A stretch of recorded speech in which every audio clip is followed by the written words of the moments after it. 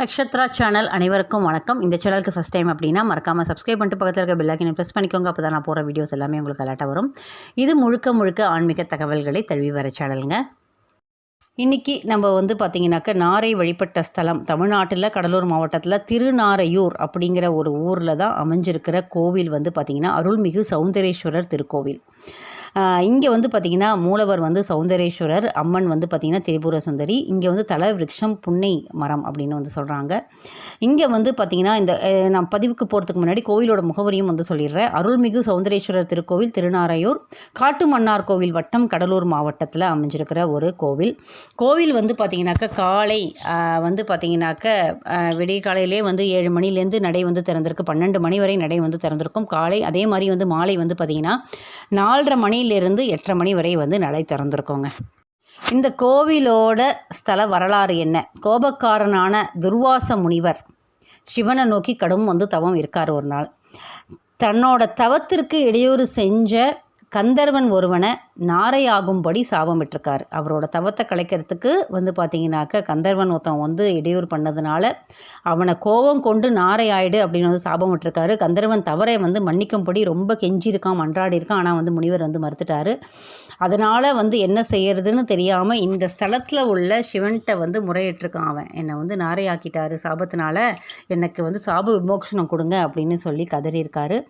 சிவன் அவனோட தினமும் காசியிலேருந்து இந்த ஸ்தலத்துக்கு தீர்த்தம் கொண்டு தன்னை வழிபட்டால் சாப விமோக்ஷனம் கிடைக்கும் அப்படின்னு சொல்லியிருக்காரு. காசியிலேருந்து தீர்த்தத்தை இந்த ஸ்தலத்துக்கு கொண்டு வழிபடணும். எவ்வளோ ஒரு மிகப்பெரிய சிரமம் இல்லையா? ஆனாலும் நாரை வடிவில் கந்தர்வனும் தன்னோட சக்தியால் அதிவேகத்தில் பறந்து சென்று தீர்த்தத்தை அழகில் சுமந்து அபிஷேகம் செஞ்சுருக்காரு. அதன் பிறகு சிவன் நாரைக்கு முக்தி கொடுத்ததா ஒரு ஐதீகம் இருக்குது. என்ன வேணால் வேண்டலாம் அந்த ஸ்தலத்தில் உள்ள இறைவன்ட்ட. நீங்கள் என்ன வேண்டினாலும் நடக்கக்கூடிய ஸ்தலம் இது. இந்த கோவிலில் வேறு என்னெல்லாம் சிறப்பு இருக்குது அப்படின்னு பார்த்துடலாம்.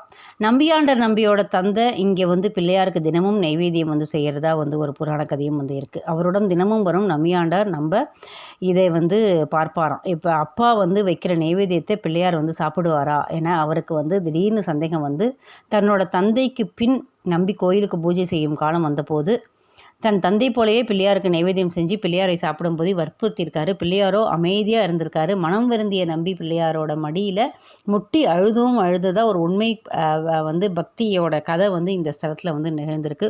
உண்மையான பக்திக்கு மகிழ்ந்த பிள்ளையார் நேரில் சாப்பிட்டதா ஒரு கதை இருக்குது. அதே மாதிரி இன்னொரு புராண கதை சிறப்பு ஸ்தலத்தில் ரொம்ப சிறப்பு வாய்ந்த ஒரு நிகழ்ச்சியும் இருக்குது. ஸ்ரீ நம்பியாண்டார் நம்பியோட சிறப்புகள் ராஜராஜ சோழனோட காதுக்கு எட்டியது. சைவ திருமுறைகளில் இருப்பிடம் தேடி அவற்றை தொகுக்கும் மாபெரும் பணியை முடித்துவிட வேணும் அப்படின்னு அவரோட நெடுநாளை ஆசைக்கு ஸ்ரீ பொல்லா பிள்ளையாரோட ஆசி வேண்டி ராஜராஜ சோழன் வந்திருக்காரு. ராஜராஜ சோழனோட காணிக்கைகளை நைவேத்தியங்களையும் நம்பியோட வேண்டுதலுக்கு செவிசாய்ச்சு ஏற்றதாக ஒரு ஐதீகம் இருக்குது. ஸ்ரீ பொல்லா பிள்ளையார் திருமுறை இருக்கும் இடம் காட்டி அருள் புரிஞ்ச இடம் அப்படின்னு சொல்கிறாங்க. அவ்வளோ ஒரு சிறப்பு வாய்ந்த ஸ்தலம். திருமுறை இருக்கும் இடத்தை காட்டி அருள் புரிய வேணும்னு ராஜராஜ சோழனும் நம்பியும் வேண்ட தில்லை ஸ்ரீ நடராஜ ஆலயத்திற்கு தென்மேற்கு மண்டபத்தில் சுவடிகள் கிடைக்கும் அப்படின்னு தெய்வ வாக்கு ஒழிச்சதாக சொல்கிறாங்க. இன்றைக்கும் சிதம்பரம் நடராஜ ஆலயத்துக்கு மேலே உள்ள பிரகாரத்தில் ஸ்ரீ திருமுறை காட்டி விநாயகர் சந்நிதியும் அதனால் அமைஞ்சிருக்கு. ராஜராஜ சோழன் தில்லைவாழ் அந்தனருடன் சென்று திருமுறை தொகுக்க அனுமதியும் கேட்டிருக்காரு. அவர்கள் சொல்படி சைவர் மூலர் சிலைகளை வடித்து வைத்து பூஜை பண்ணி அவற்றில் முன்னிலே திருமுறை சுவடிகளில் இருந்த அறையும் திறக்க செஞ்சார். திறந்தவுடன் ஏடுகள் புற்றால் மூடியிருந்ததை கண்டு திடுக்கிட்டு உள்ளமும் நொந்து போயிருக்காரு. இந்த காலத்துக்கு பார்த்திங்கன்னா தேவையானவற்றை மட்டும் வைத்து பிறவற்றை செல்லரிக்க செஞ்சோம் அப்படின்னு சொல்லி திருவள்ளுவர் வாக்கால் ஒருவாறு அமைதி பெற்று திருநாரையூர் நம்பியை கொண்டு அவற்றை 11 திருமுறைகளாக தொகுக்கவும் செஞ்சு அப்படி உருவானது தான் அந்த திருமுறைகள் அப்படின்னு சொல்கிறாங்க. தொகுத்த தேவார பதிகங்கள் பன்முறை அமைக்க விரும்பி நம்பியும் அரசனும் திரு எருக்கத்தம்புள்ளியூர் அப்படிங்கிற ஒரு ஸ்தலத்தில் எழுந்தருளியுள்ள சிவனை வேண்டியிருக்காரு. அவ்வளோ ஒவ்வொரு விஷயத்துக்கும் பின்னாடி அவ்வளோ சிரமங்கள் இருந்திருக்கு, அவ்வளோ தடைகள் இருந்திருக்கு. அதை தாண்டி எல்லாம் நம் முன்னோர்கள் செஞ்சுருக்காங்க. இப்போ வந்து பார்த்திங்கன்னா கோவிலுக்கு வெளியே சற்று தூரத்தில் ஸ்ரீ நம்பியாண்டார் நம்பி அவதரித்து வசித்த வந்த பவித்திரமான இடத்துல இப்போது ஒரு சின்ன மண்டபத்தில் ஸ்ரீ நம்பியார் நம்பி வடிவில் சிற்ப வடிவில் அங்கே வந்து நமக்கு வந்து அருள் பாலிக்கிறாரு. நிறைய விஷயங்கள் இந்த கோவிலில் நடந்திருக்கு, நிறைய வந்து விசேஷங்கள் வந்து நடந்திருக்கு. சிவனுக்கும் அம்மனுக்கும் அபிஷேகம் செஞ்சு புது வஸ்திரம் வந்து மக்கள் வந்து சாத்துறாங்க. நீங்கள் என்ன வேண்டினாலும் நடக்கக்கூடிய ஸ்தலம் இது.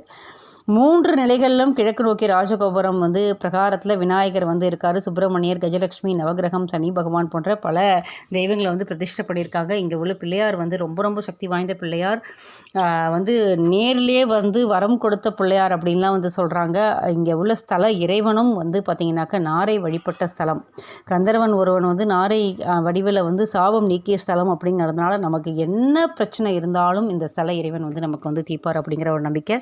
மக்கள் இன்றைக்கும் வந்து இந்த ஸ்தலத்தில் வந்து எக்கச்சக்க பேர் போய் வேண்டுறாங்க.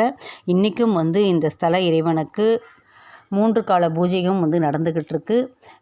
ரொம்ப ரொம்ப சிறப்பு வாய்ந்த ஸ்தலங்க இது. கண்டிப்பாக ஒரு முறையாவது போய் பார்த்துட்டு வாங்க. இதே மாதிரி வேறு ஒரு ஆன்மீக தகவல்களை உங்களை சந்திக்கிறேன். நன்றி, வணக்கம்.